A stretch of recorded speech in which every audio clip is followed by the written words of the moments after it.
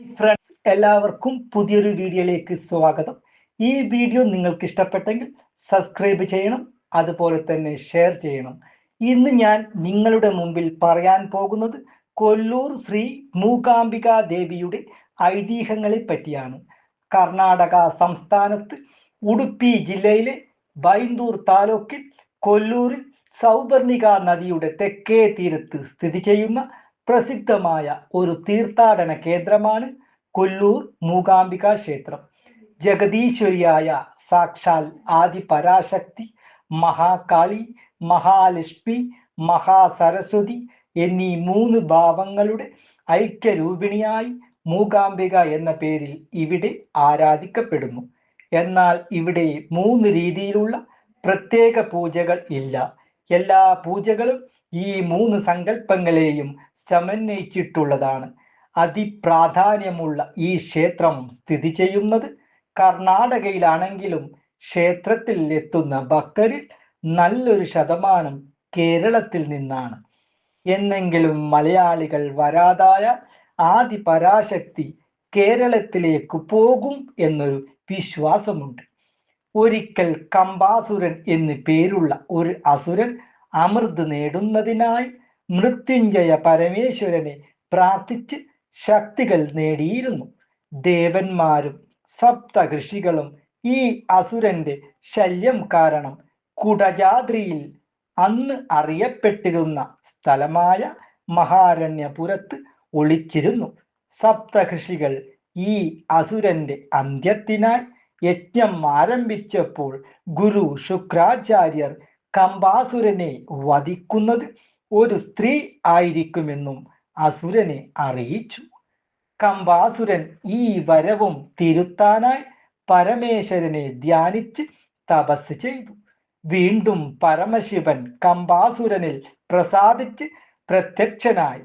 അപ്പോൾ വാഗ്ദേവിയുടെ ചൈതന്യത്താൽ പരാശക്തി ലോകരക്ഷാർത്ഥം ഈ അസുരനെ മൂകനാക്കി മാറ്റി. പിന്നീട് ഇയാൾ മൂകാസുരൻ എന്നറിയപ്പെട്ടു. ദുഷ്ടനായ മൂകാസുരൻ യജ്ഞങ്ങളെയും കോല മഹർഷിയെയും ദേവി ഭക്തന്മാരെയും ശല്യം ചെയ്തു കൊണ്ടേയിരുന്നു. അതിനാൽ കോല മഹർഷി പാർവതി ദേവിയെ ധ്യാനിച്ച് സഹായം തേടി. ദേവി പാർവതി ത്രിമൂർത്തികളുടെയും ദേവന്മാരുടെയും ശക്തികൾ ചേർത്ത് ആദിപരാശക്തി രൂപത്തിൽ മൂകാസുരനെ വധിച്ച് മോക്ഷം കൊടുത്തു. അതോടെ ദേവി മൂകാംബിക എന്ന പേരിൽ അറിയപ്പെട്ടു. കോല മഹർഷി ധ്യാനിച്ച് ഈ സഹായം അരുളിയ ശക്തി പരശുരാമനാൽ നിർമ്മിക്കപ്പെട്ട ക്ഷേത്രത്തിൽ സ്വയം ഉത്ഭവ ജ്യോതിർലിംഗത്തിൽ ചേർന്നു. അങ്ങനെ കുറച്ചു കാലം കഴിഞ്ഞപ്പോൾ ജഗദ്ഗുരു ശ്രീ ശങ്കരാചാര്യർക്ക് കുടജാദ്രി മലമുകളിൽ ദേവി ചൈതന്യം അനുഭവപ്പെട്ടു. ധ്യാനത്തിൽ ഇരുന്ന ശ്രീ ശങ്കരാചാര്യർ ആദിപരാശക്തി അമ്മയെ പ്രാർത്ഥിച്ചു. അമ്മ പ്രത്യക്ഷപ്പെട്ട് വരം കൊടുക്കാൻ തയ്യാറായി. അമ്മയോട് ശങ്കരാചാര്യർ ദേവി സരസ്വതിയുടെ അമ്പലം കേരളത്തിൽ എവിടെയും ഇല്ല എന്നും അമ്മ തന്നോടൊപ്പം കേരളത്തിൽ വരണമെന്നും അപേക്ഷിച്ചു. ശങ്കരാചാര്യരുടെ ഭക്തിയിൽ ദേവി സംപ്രീതനായി. എന്നാൽ അമ്മ ഒരു നിബന്ധനയും വെച്ചു. മുന്നിൽ നടക്കണമെന്നും ഒരു കാരണവശാലും പിറകോട്ട് തിരിഞ്ഞു നോക്കരുതേയെന്നും നോക്കിയാൽ ഞാൻ അവിടെ തന്നെ ഇരിക്കുമെന്നും ദേവി ശങ്കരനോട് പറഞ്ഞു.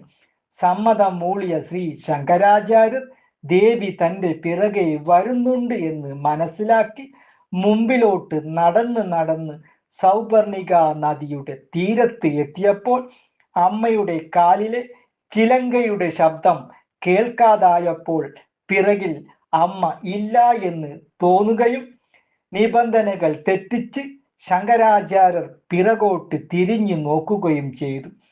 അമ്മയോടുള്ള വിശ്വാസക്കുറവ് മൂലം തിരിഞ്ഞു നോക്കിയതിനാൽ ഇനി ഞാൻ ശങ്കരനോടൊപ്പം കേരളത്തിലേക്ക് ഇല്ല എന്നും ഇനി മുതൽ ഞാൻ ഇവിടെ തന്നെ വസിക്കുന്നു എന്നും അമ്മ ശങ്കരനോട് പറഞ്ഞു.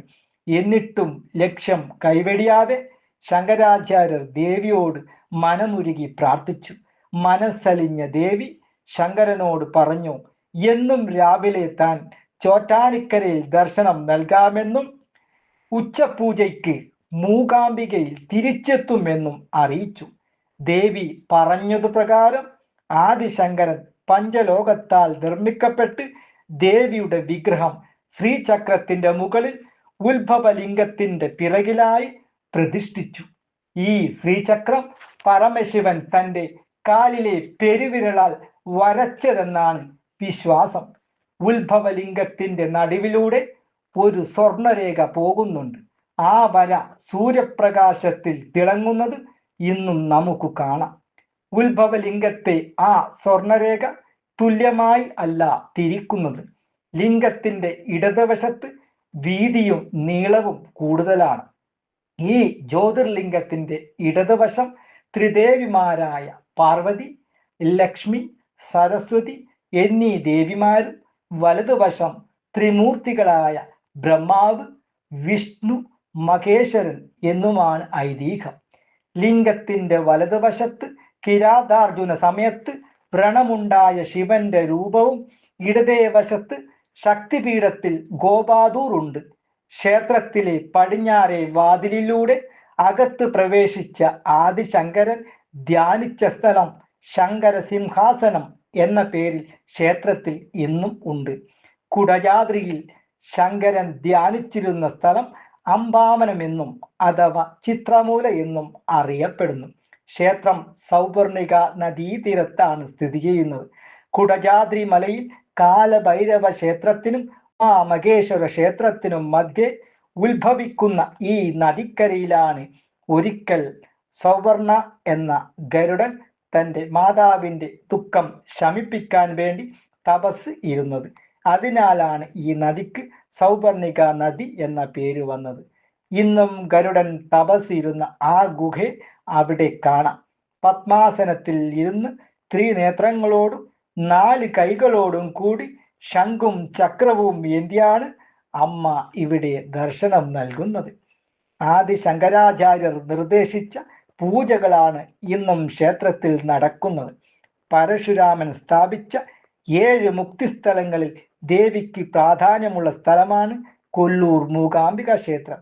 ഒരിക്കൽ രോഗബാധിതനായി കിടന്ന ശങ്കരാചാര്യർക്ക് വേണ്ടി ഭഗവതി കഷായവുമായി പ്രത്യക്ഷപ്പെട്ടു എന്നുമാണ് ഐതിഹ്യം.